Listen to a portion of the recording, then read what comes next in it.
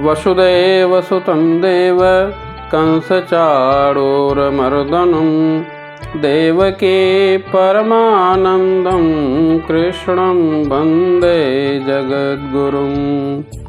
कृष्णाय वासुदेवाय हरये परमात्मने प्रणतः क्लेशनाशाय गोविंदाय नमो नमः। जय श्री कृष्ण। वासांसि जीर्णानि यथा विहाय नवानि गृह्णाति नरोपराणि तथा शरीराणि विहाय जीर्णान्यन्यानि संयाति नवानि देहि। नैनं छिन्दन्ति शस्त्राणि नैनं दहति पावकः न चैनं क्लेदयन्त्यापो न शोषयति मारुतः। अच्छेद्योऽयं अदाह्योऽयं क्लेद्यो शोष्य एव च नित्यः सर्वगतः स्थाणुरचलोऽयं सनातनः।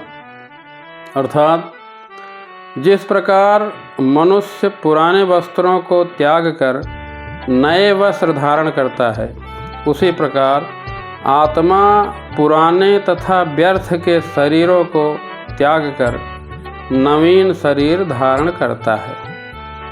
यह आत्मा न तो कभी किसी शस्त्र द्वारा खंड खंड किया जा सकता है, न तो अग्नि द्वारा जलाया जा सकता है, न जल से भिगोया जा सकता है और न हवा द्वारा सुखाया जा सकता है। यह आत्मा अखंडित है तथा घुलनशील भी नहीं है। इसे जलाया नहीं जा सकता, सुखाया नहीं जा सकता। यह आत्मा शाश्वत, सर्वव्यापी, अविकारी, स्थित तथा सदैव एक सा रहने वाला है। आत्मा बाल्यकाल से कौमारावस्था, फिर तरुणावस्था तथा उसके बाद वृद्धावस्था में परिवर्तन होता रहता है। वृद्धावस्था से यही परिवर्तन दूसरे शरीर में स्थानांतर हो जाता है। इसी प्रकार जिस प्रकार मनुष्य अपने पुराने कपड़े को त्याग कर नया कपड़ा पहन लेता है, आत्मा और परमात्मा का उदाहरण दो पक्षी से की गई है जो एक ही पेड़ पर बैठे हैं। इसमें से एक पक्षी अर्थात आत्मा वृक्ष के फल को खा रहा है और दूसरा पक्षी अर्थात कृष्ण अपने मित्र को देख रहा है।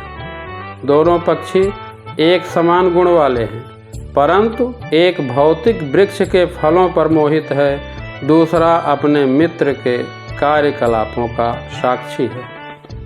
यद्यपि दोनों मित्र हैं, परंतु फिर भी एक स्वामी है, दूसरा सेवक। भगवान कृष्ण स्वामी हैं, अर्जुन उनके सेवक हैं।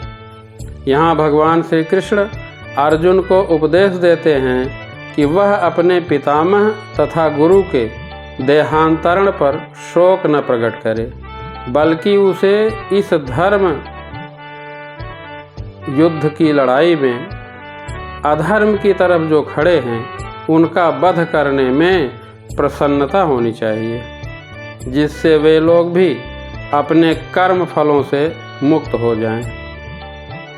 बलिवेदी पर या धर्म युद्ध में प्राण अर्पित करने वाला मनुष्य तुरंत शारीरिक पापों से मुक्त हो जाता है और उच्च लोक में चला जाता है।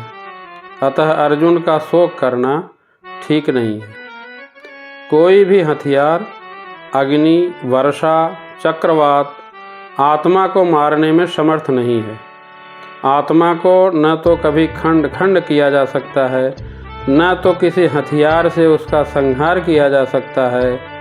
अर्जुन भगवान कृष्ण के उपदेश के कारण मुक्त तो हो गया, किंतु कभी भी श्री कृष्ण से एकाकार नहीं हो पाया। जीव ईश्वर की संपूर्ण सृष्टि में फैले हुए हैं, वे जल, थल, वायु, पृथ्वी के भीतर तथा अग्नि के भीतर भी रहते हैं। जो लोग यह मानते हैं कि वे अग्नि में स्वाहा हो जाते हैं, वो ठीक नहीं है, क्योंकि गीता के अनुसार आत्मा को अग्नि द्वारा जलाया नहीं जा सकता। अतः इसमें संदेह नहीं कि सूर्य लोक में भी प्राणी निवास करते हैं। जय श्री कृष्ण।